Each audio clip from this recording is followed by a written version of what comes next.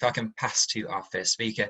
And Jack, feel free to get your presentation ready just while I'm doing this introduction, if that helps. Jack Costerton is joining us from the University of Gloucestershire. And Jack's going to introduce sport courses very broadly. So he's going to tell you more about the different sport opportunities you've got. But in terms of Jack's role, he's a student recruitment and outreach officer, and he specialises in this subject area. So he's a fantastic person to kick off this event with. And Jack, without further ado, I'll pass the floor to you, please.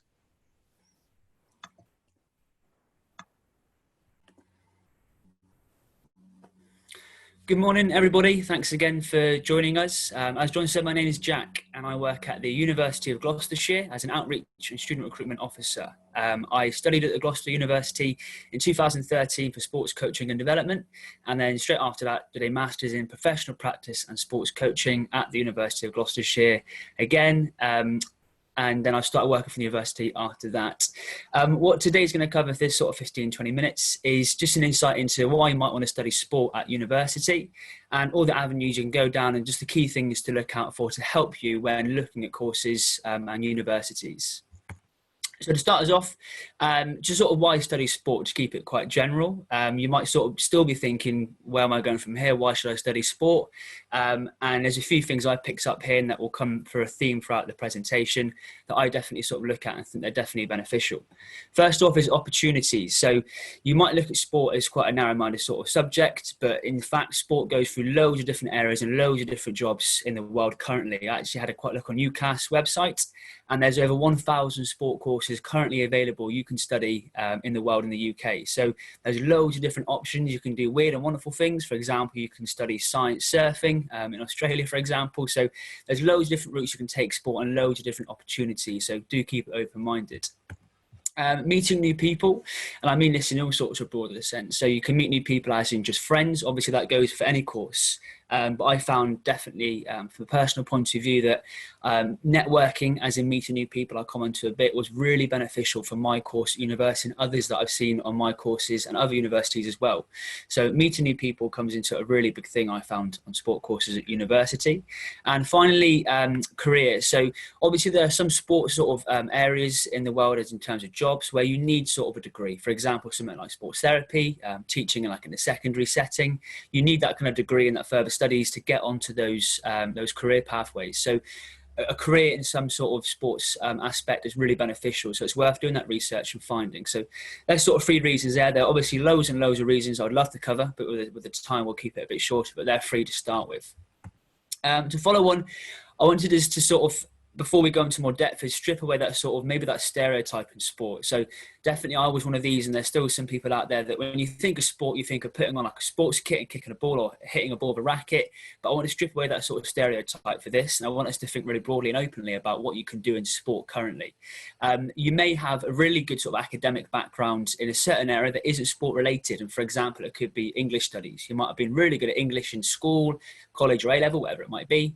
And you've also got an interest in sport and you're not really sure where that sits. And what I'd like you guys to do is really blend these sort of interests, hobbies, academic strengths together and really look at what you can do within sport. And as you can see there, I've just listed the first couple that I've seen on UCAS in the first few pages.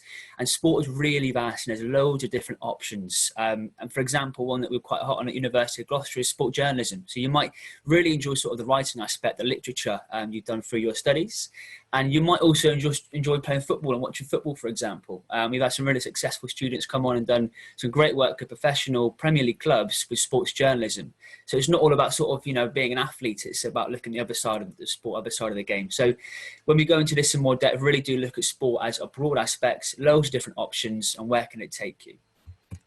So for the next couple of bits, I want to look at what to look out for on a sport course. We all come to that stage when going to university or looking at university courses, and we're not quite sure what we're actually looking for. We go to a uni and it's all big and it's exciting. There's loads going on, quite overwhelming. So this is a few little tips, things to look out for that I found beneficial, and hopefully you guys might do also as well. So first up is facilities and equipment. I was definitely, for me, someone who loved to learn and play in top standard industry facilities. For me, it was a good buzz. I love to do it.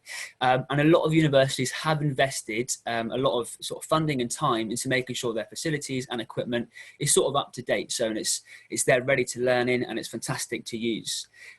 One thing that's great is you can try and learn these facilities. So one thing I'd encourage you to do, sort of an open days where you can, or whatever sort of access you get to universities currently, is look at what facilities they've got and what access you can get to them. So I know on my course, for example, in sports coaching, we had access to the 3G pitches and all the sports arenas and such. We've got to use those in our sort of sessions and the equipment that goes with it. So when I finished my degree, I was used to that environment, used to the facilities and equipment. So it's second nature to myself.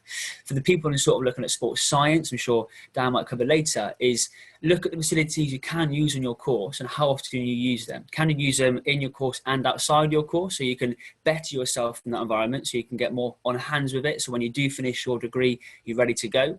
And also see if you can use it in your free time at university. It's something that I know that I was able to do as a player and as a student, so an athlete as well as learning on the side, is when your sort of studies are finished for the day, can you still use that equipment so you can really get a hands-on in a friendly, safe environment, not being afraid to make mistakes with it, with your peers and your lecturers there, and really get used to it. So when you do finish your degree and you're looking for those jobs, you're ready, you're experienced, and you know what you're doing, you're comfortable. As well as that, obviously there's that playing side as well, which I was quite excited about at university. You might want to play sport at university, I'll come on to in a bit. So look what facilities they have there. So they've got sort of 3G pitches, arenas, tennis courts, whatever it may be. So have a good look around on open days, virtual open days, whatever it may be, and see what's out there to tick a box for you in facilities. Next up is expert staff. So this is something that I definitely loved at university. A great thing about studying at university is that a lot of the staff you learn from specialise in the area they're teaching, whether that's on a theory or sort of a practical level. And what's great is they sort of embed their experience into the course they're teaching. So you really get a hands-on experience of what the people have gone through in terms of their pathway. So from where they've started to learn their trade, where they put it in practice and place, and how they're going to teach it to you. And this may sort of link to you on a personal level. You may be learning the same things that the lecturer did at that time, and they can really guide you and help you along that pathway and sort of treat you as an individual rather than maybe just a number you might see in the past somewhere.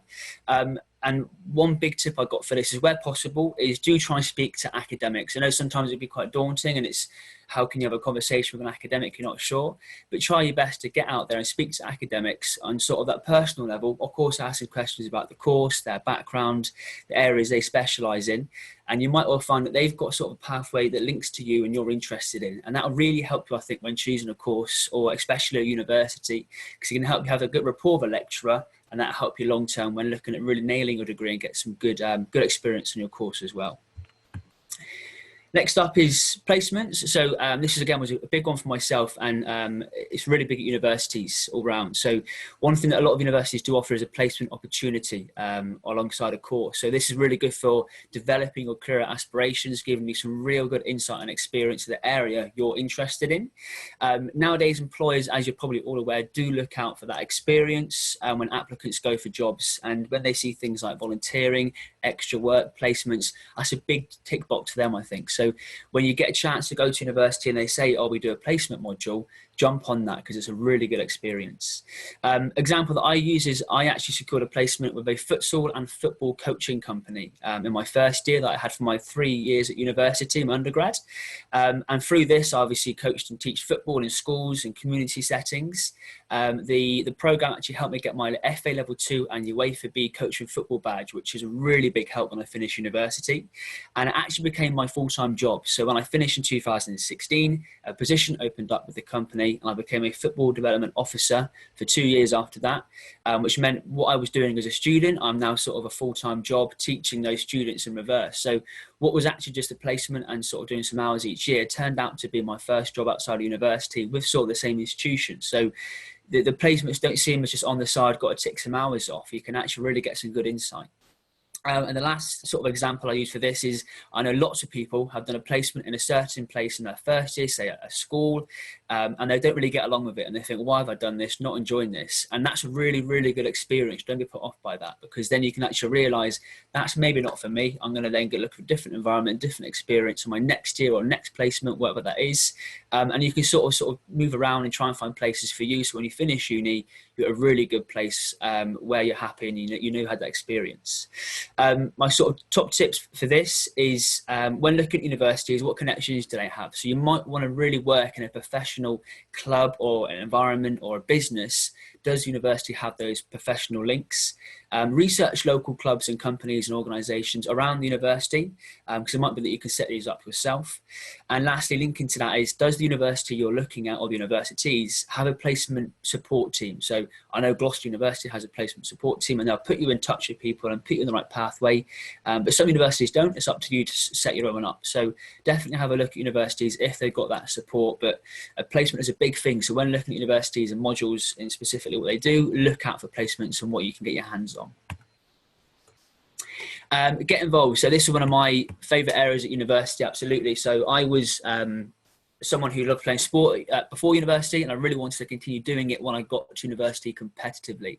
I played football for the 3 years as I was at university for the university. So each university has a students' union, and they do as much as possible to support your interests and hobbies alongside your studies. So I remember when I was at university, they had societies and recreational activities that covered loads of areas. So for example, there's puppy pals, five-a-side football, yoga, film club, and sort of many, many more. So if you're looking to go to university and want to keep some sort of hobbies and interests and meet some really new people and some good groups, look out for societies and recreational activity, because it's there just to keep your sort of fun alongside your studies, keep you fit, keep you healthy, and it's a good way to meet new people. If you want to continue playing sport competitively, which is something that I was really keen to do, most universities are involved in BUCS, which is British University Colleges Sport, which is basically a very big league that all universities compete in a range of sports depending on what the university has. These are treated like normal clubs. So if you're concerned about leaving your club at home, that might be rugby, but you want to still play that, that's what university can do. So you can train every week with these teams, depending on how often they train. It could be 2-3 times a week, using all the facilities at the university. And the great thing is that there's things called BUCS Wednesdays. So like you might have found in college, Wednesdays for sport, that's when you play sport. It's the same at university for most, you do check. And that's when they keep Wednesdays free so you can go and play sport. For me, example, I played in Wales, West Midlands, South West, London. So you get a chance to really travel and feel like a really sort of professional, competitive team, where other areas of the university like S&C, nutrition, link in with their courses, and it really does add that sort of quality. So it's a really good experience. If you're someone here today that is really wanting to excel in your career in sport and make as most of it as you possibly can, most universities get access to English University Sport. You can see at the bottom there. This is when, if the university supports this, you can access yearly regional trials in a range of sort of competitive sports. And again, if successful, you can represent England as a university and play against sort of Wales, Ireland, Scotland. And that's obviously a great way to play in some fantastic venues in front of some obviously very important people. And if the game's right for you, you can see yourself land some really sort of really good conversations with certain people and scouts and such. So there is opportunities to really excel in your sport. You can play recreationally from the bottom all the way to excelling and going as high as you can. So there's a range of sport available at university. The top tips I'd have is just research your uni, check they've got the sports you're interested in, or the societies, or they do access University England College's sports, so whatever it is, just do the research in university. And the best way to get access to all these is each university, depending how it runs this year, they have a Freshers' Fair or Freshers' Fortnight, and within that there's normally a day when you can sign up to all the events, all the societies, ask the questions to sports clubs, to the SU, whatever it might be. So there is a day allocated where you can go to a certain venue at the university and sign up to all the things you want to do. So keep a lookout for that if you go this year or next, whenever it may be. Linking to that a little bit is scholarships. So these are quite different than most universities, so do look around. So if you are looking again to get some real good support alongside playing sport at university and of course your studies, do look out for scholarships at university, in this sense sports scholarships. They're different, like I said, at every university, so it's worth doing the research and finding what scholarship they offer and how it looks and compare at different universities, almost like a comparison site, see what they offer, what you have to do to access it, and what benefits you get. A scholarship can provide additional support in sort of training, equipment, specialist advice, and obviously sometimes financial support, which is a massive bonus going to university. Like I said, do some research into the university and see what they have.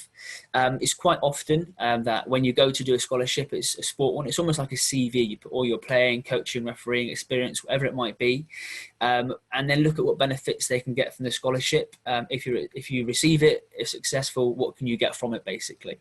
And then also look at what you have to do to maintain a scholarship. So I know each university is different. I know our one is you just have to represent the university in bucks, whether that's refereeing, coaching or playing, that maintains a scholarship. From there, it's up to you. And then also, as well as looking at the university specific scholarships, have a look outside the university is my big top tip. So researching the scholarships for external sporting bodies. So for example, Sports Scholarship Hub is one place I've looked at online, and they cover a range of scholarships for all kind of athletes, referees and coaches, depending what you play, how often you've played it, what level you play, and they can actually give that additional support when you go to university rather than the university itself. So when looking at scholarships in sport, if you want that additional support to really excel in that area you're in, do look at scholarships. They really do help. The last little bit is trips. So a lot of you might have conversations recently when finishing school, obviously not now with what's going on, but definitely down the line is, I want to travel. I want to go and see a bit of the world. I've been in education for so long now. I want to get out there and see a bit before I get my head back into sort of education. What I would say is don't completely leave the idea of education, because you can do both, and universities offer a great chance for you to travel. For many students, you might have that sort of that crossroads at the moment, and for example, here's one that we have, you can see on the screen. This is each year our university go to Malawi, and our sport academic staff and senior students set up a trip each year when they go for a month with a group of students from our uni, and it doesn't have to be sports students, you could be any student, and you go out there and you share good practice, and we spend 2 weeks teaching what we teach the university students at our school or our university, and then vice versa, they teach us 2 weeks of what they teach at their schools around there. And in itself, that is just a great way to experience something brand new outside of this sort of environment we're in now. You fund the trip yourself through some fundraising and charity work, so it's not a case of having to sort of get the money in your pocket. We can sort of put our money together and make sure we can get out there, and it's a great way just to have that really good experience. And this is one example of many that our university do, and there's probably many more different universities. So when you're looking at that sort of thing of, I want to go and experience and see new and wonderful things, but I want to go and study and meet new people and get a degree, when you go to open days, virtual or physical, whatever it is, ask what trips they do to the academics, to senior ambassadors, to other students, whatever it might be. Where can you take me? Where can I go? Really look out there and see what opportunities there are, pardon me, for you. And that's a really good way to blend both those together and not take those years out to maybe fall behind and then be put off your degree, whatever it might be. Really see what they can do there for you. Lastly, I wanted to cover just a little bit about supporting your application. So you might be sort of still sat there thinking, this is all good, I like the idea of that, but how on earth am I going to get there? I was definitely one of those, and this is sort of a messy time for me, and you've probably got studies maybe still going on, whatever it might be. So there's a few things you can do to support the application for university. So the first one is research into career pathways that you're interested in. So by that I mean going online on, say, Sport England, or definitely UK Sport, is one that I used, and look at current jobs that are available out there now and just work backwards. So you might find a job on UK Sport, which could be, I don't know, a football development officer like myself.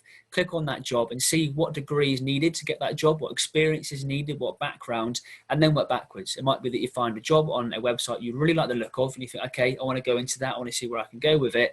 And you might need a certain degree, and certain experience, qualifications, additional qualifications. And that's when you come backwards and start picking those things up now. So start top to bottom when looking at sort of areas for researching. Research into the interested course. So you might be already hitting a course, I want to do that, absolutely. And you might have an interview sort of in place, maybe not so soon, but in the coming future. researching into the course and the area 100%. So each university is different, but you might ask to be on a one-to-one interview for your course. You might be in a group interview or do a portfolio presentation. They're all different for each universities, but they might ask you to present something or sit down with them. So they're going to want to know that you've got an interest in that course, definitely. So do some research into that area so that it shows that you've got the interest, you know what you're talking about and where you want to go, what area of that field you want to go and support after your degree. It's really important to do that. As well as that, look into coaching, refereeing, or qualification badges, whatever it might be, to boost up your CV. If you're going to a coaching course and you have an interview and you say, I've got my level 2 rugby refereeing sort of qualification, whatever it might be, that shows that you've already got that additional support and interest, and you want to go on and further develop yourself and support the university, yourself, and the area you're interested in. So where you can pick up those additional things where possible at the moment. Like we mentioned earlier, volunteering. Definitely pick up some volunteering where you can and when possible, obviously, with this current circumstance, where you can. So again, that shows to universities and employers down the line that you're willing to pick up that work and gain that experience to really help yourself and the people you're going to be working for. So volunteer is massive. And again, where possible, pick up some part-time work, and it doesn't have to be in the area you're interested in. I was someone who picked up any part-time work I could for a bit of extra cash, but actually on the CV it looks fantastic. If you can show that you're willing to work, you can stick to a work pattern, deal with money, deal with customers, new people. It shows to universities you've got those people skills to work with others in a new environment like university, and it just supports you in general. All the things I've covered there are basically things that you can blend into your personal statements, which I'm sure some of you have started, some of you might be starting soon, and it's probably causing some headaches. It did for me. And you struggle what to write, how can I write it? Those things I mentioned there, all put into personal statements. The research you've done, the area of things you're interested in, additional qualifications, volunteering or part-time work, blend that in where you can, and that will really support your application for university. Lastly, my little message is to stay in touch. Rather than saying goodbye, I want you to stay in touch. So 3 things I've left here is the top one, take a picture or write it down if you'd like, is our chat function, which basically you can allow you to chat to anyone at the university. So you can look at chatting to myself and other staff members, academics that of course you're interested in, and we also have ambassadors ranging of all subject areas, senior and sort of just regular ambassadors. So you can ask them questions about the course they're either studying on or teaching. You can speak to academic staff, you can speak to admissions, finance, accommodation, everybody possible. So that top link is a great link to use. Secondly is the website for Gloucester University. So if anything here I've sort of talked about sounds vaguely interesting, please go on the website, have a look at courses we offer, any experience you want to get, look at if we offer that, like trips, for example. So everything that's on the website. And lastly, this Saturday coming, we've got actually an open day, which is a virtual open day. So again, go on the website for all the details. And that's a great way, again, to talk to some academic staff, people like myself, ambassadors, find out some more, and just get a scope. So other than that, thank you very much for listening, and I'll be here for some questions like John mentioned.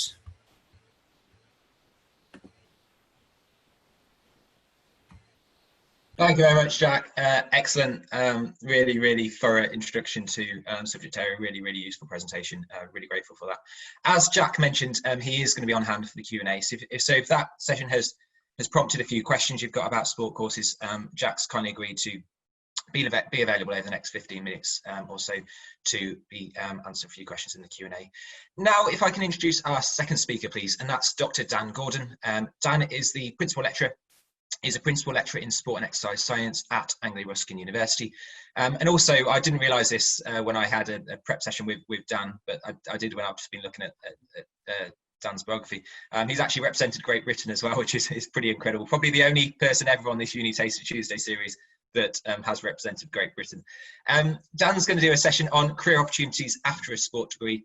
And also he's going to, obviously Dan is a member of academic staff, so he's also going to provide an introduction to the exercise science course, which Dan no doubt will be teaching on. So Dan, without further ado, I'll pass the floor to you, please. Perfect. Thanks so much, John, and thanks, Jack, for a really useful kind of lead into what I'm going to talk about now. So my background is, I'm a course leader for sport and exercise science, and I've been at Anglia Ruskin now for just over 20 years, so getting slightly long in the tooth, one could argue. But I think it perhaps gives me a perspective that I think you'll find useful in terms of understanding a little bit more about what sport and exercise sciences are, but also the thing that perhaps for many of you at the moment is the furthest thing away from your minds, which is what actually happens when I graduate? It seems like a crazy conversation to have, but I suspect in the background, mum and dad are going, you need to get a job at the end of this. And that's fundamentally a really important aspect. So I'm going to give a little insight into kind of what these kind of courses look like, some of the things you might be able to study, but then importantly, give you some actual real examples of where graduates from Anglia Ruskin in this example have gone on to, and these will be very much what you would see from most universities in the UK in terms of careers and opportunities. So before we get into that, if I can get my slides to move across, look at this, you see. Slight technical fault. I don't know what's going on. Let's go do it that way. Right, let's try it this way. Don't know why that didn't move. Right, so first thing to give a little bit of background is about what sport and exercise sciences are. And what I've gone to is the definition which comes from BASES. So BASES are an organisation I would encourage you to go and look at. So my slides are moving themselves. So BASES are the British Association of Sport and Exercise Sciences. They are the governing body for sport and exercise sciences in the UK. And they in essence offer a regulatory role. It sounds very dull and very boring, but it does mean that they have an oversight in terms of what a sport and exercise scientist should look like, but also what a sport and exercise science degree should look like. So they endorse courses, so it's kite marking, they accredit laboratories, they also accredit practitioners. So if we think about sport and exercise science, then it's the application of scientific principles, as you can see, to promotion, maintenance, enhancement of sport and exercise related behaviors. So it might be that you're somebody that's really interested in high performance sport. So you might be interested in, well, how can we enhance somebody's athletic capability? And how do we change their behavior so that we can get the most out of, say, an Olympic athlete? But at the other end of the spectrum, sport and exercise science also covers areas related to promotion. So this is a huge aspect of what's going on at the moment in terms of we've got an epidemic. Ignore what's going on in terms of COVID, but actually we've got an epidemic in terms of lack of physical activity, childhood obesity, incidence of cardiovascular disease. And so this is really something that's under the surface. How do we promote physical activity? How do we promote exercise? How do we promote health? So all of these are fundamentally important aspects within the field of sport and exercise science. And then I suppose sitting in the middle is this maintenance. We've got that group of individuals that we really want to be able to make sure that we don't lose fitness. So for example, if you take footballers, or you take any player or sportsman or woman who's playing over a season, how do you maintain performance? It's not about trying to get them to a pinnacle on one day, it's trying to maintain it for the length of the season. And so sport and exercise sciences bring together a range of areas that will really enable you to kind of focus on these aspects within that kind of coverall of sport. Now, see, look, my slides don't want to move forward. Sorry about this, John, we're having slight technical issues, so I'm just going to have to do it this way. One of the things that I wanted to show you, and this I think is fascinating. So this came from the Sunday Times newspaper. And one of the things that's often mentioned to people who are studying sports-based courses is, and Jack mentioned this to you, my slides are doing their own thing, is that I think there's this notion that you study a sports course and actually all you're ever going to do is kick a football around the field. Actually, the one thing that we know is that, and it's got sports science here, but it really covers the gambit of sport courses, is that these courses are really designed to not only teach you those academic skills, the things that perhaps you're interested in, say the physiology or the journalism or the therapy, but actually what we recognize is that you come away with all of those, what I would almost call the soft skills. You learn to be a good communicator. You learn how to work in a team. You also learn how to work independently. The net result is, of all of the courses across the UK with the lowest unemployment rates, it's sport and exercise science, it's sports science, and that covers all those sports courses. And I think people find that quite an extraordinary fact, but it sets you up. And again, I go back to the previous talk, make sure that you do your investigations when you're looking at the courses to make sure you're picking a course that fits your needs. Okay, and again, I'll show you where you can find a little bit more information about how to drill down on that. Now, coupled with that, see, I'm going to have to do it this way. This is really annoying. Apologies. So coupled with that is the notion of where do we go? And this is data that was produced fairly recently for the government, and this was done through the Physiological Society, but it just shows you where sport and exercise science graduates go on to once they have left university. And you can see where they're projected to go to, and you can see where they're currently going to. And these are the most up-to-date figures that we have, which seems a bit odd, but that's the most up-to-date figures that we actually have. And what you can see is that the range of jobs, and that's something I really wanted to bring out, is it's not just the fact that we've got jobs that are within the field of sport. So you can see, for example, it looks towards the bottom, you've got these jobs which are related to sports occupations. Yeah, but actually you've got, for example, a lot of people going into the service occupation. Well, service occupations will actually cover, I'm going to have to stop these because it's annoying. The service occupations will cover things like working, for example, in sports arenas, or it might cover working, for example, in looking after teams and facilities. You've got the notion of caring and personnel, and you'll see this in a moment when we look at some of the other areas, that it might be that you're going into the more clinical-based practices. So it's a real gambit of the opportunities that exist for you. So those are all real positives. And that's something I really want you to come away with today, which is actually that studying within the field of sport and exercise science, and I'm using that, as I say, a very broad term, does have the potential for when you graduate to offer you opportunities. So it's not a dead end course or a dead end field to study. And I think that's a real benefit and a real bonus, because at the end you will want to invest your money at university and know that you're going to get something out of this. It's not just a case of going to university for 3 years and at the end you've really got nothing to show for it. So what does it look like if I'm going to study sport and exercise science? Well, we cover 3 broad areas. So the first broad area that we really are going to cover is in the field of physiology. So we will cover physiology. You might be covering things like cardiovascular, you might be covering muscular physiology, but then you'll actually learn how to do exercise testing. So you might be putting people through VO2 max test. You might be learning how to take blood samples. You might be using things like hydrostatic weighing, so you can record people's body composition. You may then be learning about how you can apply this to training, but also remember that notion at the beginning, I was talking about the kind of the maintenance, the promotion and enhancement. You may be learning about this in relation to clinical populations. You may be learning about the physiology in relation to certain disease states. And so this is one of the things to look at, is when you're picking your courses, all sport and exercise science courses will give you physiology, but what kind of physiology are you kind of interested in if that's kind of your area? Think about, is it I'm only interested in high performance, or is it actually I want a broader picture of what's going on? Next area that we've got is biomechanics. So in all sport and exercise science degrees, you should have some biomechanics. It doesn't matter whether it's in the first, second or third year, you would expect it to cover some of this. And this is kind of relation to the way in which the body moves.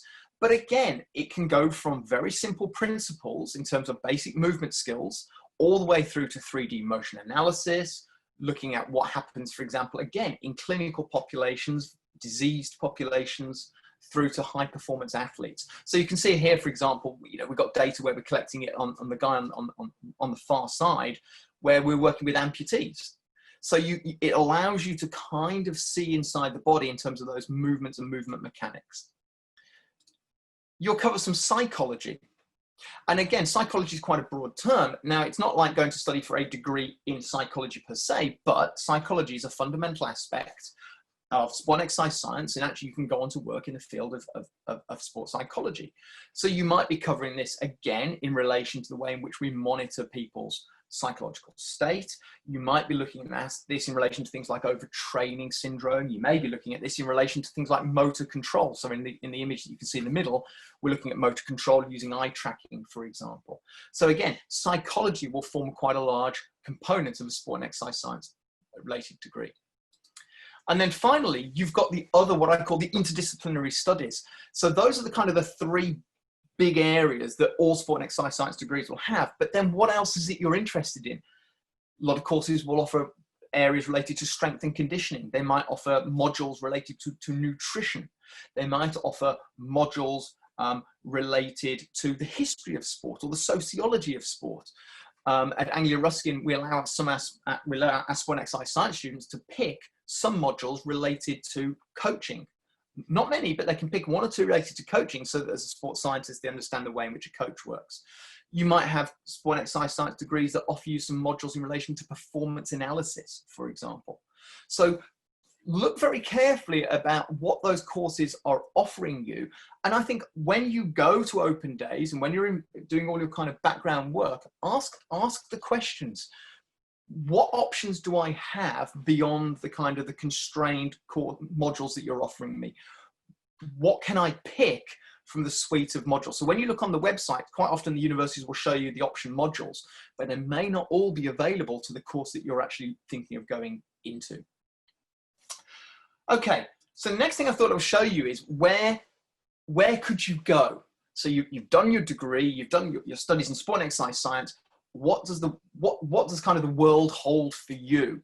Now, what I'm going to show you are examples of where undergraduates have gone from AIU, but when they come up, they will all contain QR codes. So if you've got a QR code scanner on your phone, feel free to scan the QR code and it will take you to a live talking head. In other words, you will actually be able to hear from the student who will talk to you about what they studied and what their career is in far more detail than we're going to have time to cover here. So the first two I'm going to show you are two of our students who have gone on to working in perhaps areas that you wouldn't necessarily think a sport and exercise science student would go into. So we've got Ellie, who has gone into the field of clinical physiology, and so has Adam on the left. And both of these are working with clinical populations in NHS trusts, and they're doing exercise testing. So they're taking those principles they've learned in their undergraduate degree, where we tend to work with nice, healthy individuals, student population, to learn these principles, but now applied them to these people who've got to come in and have ECGs done. So a lot of the work Ellie does is in people who have got respiratory disease, whereas a lot of the work Adam does is in relation to people with cardiovascular disease. So for example, Adam will do what we would call a VO2 max test, take somebody to exhaustion within 48 to 72 hours after having, for example, bypass surgery, because they need to look at how the heart responds to stress. So they're using ECGs, they're using breath-by-breath data, recording oxygen consumption, but they're working in very specific clinical population groups. Not what you'd perhaps conventionally think a sport and exercise science student will go into. But remember, we're teaching you all the communication skills. We're teaching you how to work in a team. We're teaching you how to run these kind of tests. And a lot of what this is being able to work in quite confined conditions in terms of time, but also to be able to have empathy with these patients that you're working with. It's very different to working in, for example, high performance sport. So remember, if you want to take these a bit further, just scan the QR code and up they should pop. So the next two are perhaps slightly more conventional ones. And I've put these in because I think quite often we just think, well, the end of my degree is the end of my degree. For a lot of students, actually, it's about going on to doing a PhD. And a PhD is a career, because in the case of the two that we've got here, these are funded PhDs. So a lot of universities will offer funded PhDs, which will enable you to extend your time at university, gain a higher qualification, but actually have a career out it, have a job for 3 years, researching in an area of something you're really interested in. So in the case of Henry, on the right-hand side, his funded PhD is to do with the genetics of trainability. Can we monitor somebody's genes and take a gene code and actually build a training program for somebody based upon their genes, whether that be a high performance athlete or whether that be the general public. Whereas Georgia is actually interested in the role of visual impairment and the impact of visual impairment on physical activity. So two very, very different areas, but both only accessible because they've done an undergraduate degree in sport and exercise science, but both which are funded PhDs. So again, it's one of those things to think about. It seems a long way off, right? Gosh, I'm only just thinking about my degree. But actually, once you get into that kind of academic environment, you'll be exposed to PhD students, master's students. You'll start to get the feel for these opportunities that exist. So the next two, we come back a little bit more conventionally with Jared. So Jared studied actually on our sports coaching and PE degree, and Jared then went into a career within sports development. So sports development is an area, again, it's an area that's received a lot of attention. We have sports development offices in local councils, we have sports development offices in universities, we have sports development offices even in colleges and schools. So Jared took all those skills from his undergraduate degree and now actually is now managing the university sport in terms of development, both for the high performance programs, but also for the more general physical activity and day-to-day exercise.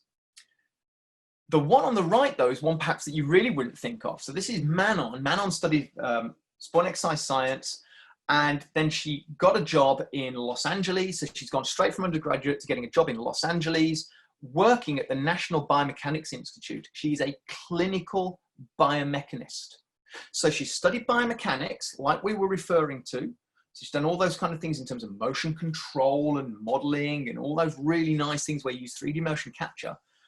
But her job now is to work for basically evaluating whether legal claims are genuine. In America, there's a lot of stuff goes on with litigation where people might have an accident and they try and sue somebody else. Manon's job is to actually investigate whether, for example, somebody falls down the stairs, whether biomechanically the fall down the stairs is genuinely what happened.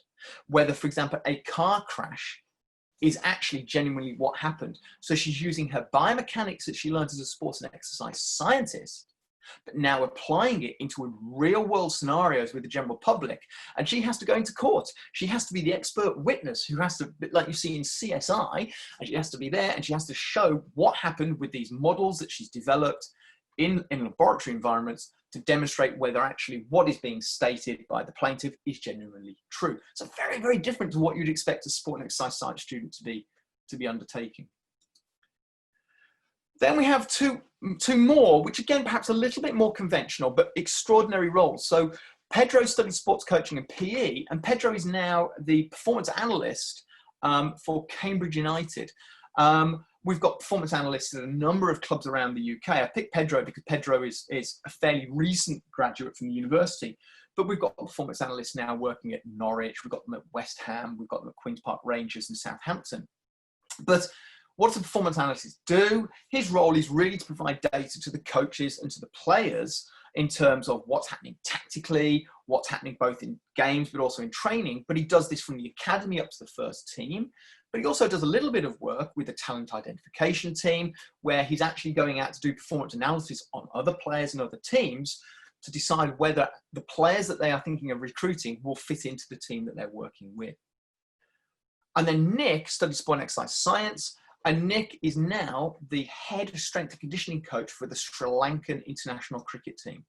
So again, nothing different. He hasn't done anything additional. He hasn't got a PhD or a master's. He's gone on from doing this. He went to work at Sussex upon graduation as a trainee S&C coach, and now he works for Sri Lanka. So one of the things that Nick did was Nick took some of the modules in relation to strength and conditioning, but he did a lot of work in biomechanics and a lot of work in physiology, but he's now able to work in a team environment, a high performance environment. He travels the world. It's quite pressured. When we spoke to him, we were speaking to him, it was like 2 o'clock in the morning. I can't even remember where he was at the time. I think he may have been in the West Indies. And he's traveling all year round. But it shows that those opportunities do exist within high performance sport. And then the last two that I'm going to show you, if I can just get my little icon to work. We've got Tyrrell, who's based out in Norway. So Tyrrell went on to do a PhD in physiology and aging. And now her work, since actually getting the PhD, is in relation to using what I suppose we would conventionally think of as strength and conditioning in relation to getting the older population physically active. So her PhD was really to do with molecular physiology. And now she's working in quite an applied setting with an aged population, thinking about how we can get people physically active. And then Tom is also a bit like where we started this session with Adam and Ella, a clinical physiologist, but a very different group. He works through Nuffield, and he actually works for a big business. He works for Nakamura, which are a massive insurance company based in London. And what you find is a lot of these major companies now employ physiologists and health specialists to monitor the fitness and the well-being of their workforce. So Tom does everything from basic fitness checks for the employees. He does nutritional plans. He does a lot of work on diabetes and obesity with this group of individuals. But he's doing all of the testing. He's got his own little laboratory. He's got all those facilities. But again, he's taking all the skills that he learns as a sport and exercise scientist and applying it now into a real world setting. But rather than in a clinical group, he's working in big business. Again, something you wouldn't necessarily think about. So before we cut into the final part, it's worth thinking about what other careers. Now, clearly, I've not talked about the obvious ones that we get a lot of students going into careers like physical education. So if you want to go into physical education, most students that come through a sport and exercise science route will then go and do a 1-year PGCE, which is a 1-year top-up, which is funded through the government, which will enable you then to become a qualified PE teacher. We get a large number that want to go on to be physiotherapists. They've done their sport and exercise science degree and think, actually, I'd really quite like the idea of working either clinically or in sport as a physio. There are a number of ways that you can achieve that. You can either go back and do another 3-year degree, okay? At the moment, that's great because they are, again, being funded through the government. They're funding NHS-based courses. Or there is the option to pick up what we call a fast-track top-up course, which is probably an 18-month to a 2-year top-up course, is at master's level, and it allows you to have accelerated learning to go as a physiotherapist. But we have a lot of students that will go into careers outside of sport. The key here is that you've got a degree and you've studied something that you're passionate and really interested in. And so we have a lot of students that go into careers such as, I've got students that are now dentists, doctors, lawyers, solicitors, working in business, but also a large number that are going on to what we call graduate schemes. So we've got students now who work for some of the big businesses like Aldi and Audi. So they've got a degree and they've gone on to these graduate schemes. And one of the things that we were chatting to one of our students this year who's gone on to one of these graduate schemes, we were talking to the actual people who recruited him. And they said, well, the thing that really attracted him to them was the fact that actually he'd done a lot of work where he was working through our consultancy program. He was working with the general public. He got communication skills. It's fundamentally important when you're working in those kind of environments. So don't think that studying sport and exercise sciences is going to just pigeonhole you, although it's a big area you can study in the field of sport. It keeps it nice and broad for you. So finally, where can you get some extra information? So you can clearly look at university open days, and Jack mentioned about University of Gloucestershire. We have an open day coming up at Anglia Ruskin. Again, it's one of these virtual open days. But there's 2 big resources I would look at. First one is BASES. So BASES actually have a fantastic careers in sport guide. Really good. It's just been updated, and it shows you from other individuals across the UK about how they got into those careers they're going into, and it gives you really useful links. So again, that you use the hyperlink that is there to access it. The second one is to go to what's called Discover Uni. You may have heard this as Uni Stats. Now the beauty with this is you can go in, you can search for sport courses, and they will show you all the kind of the ratings of those courses. And the big ratings that you want to look for example, are things like what's called the National Student Survey Score, the NSS score. This has to be completed by all universities. They have to show you the data. It's independent of the universities, but the students, when they're leaving, are asked to rate their experience at the university, from the quality of teaching, the feedback, the support, the students' union, and everything. And the higher that score, the better the student rating. So that's really important. You can also see on here, for example, how long it takes to get a job. So what's the employment rate for students leaving that university within 6 months of graduating?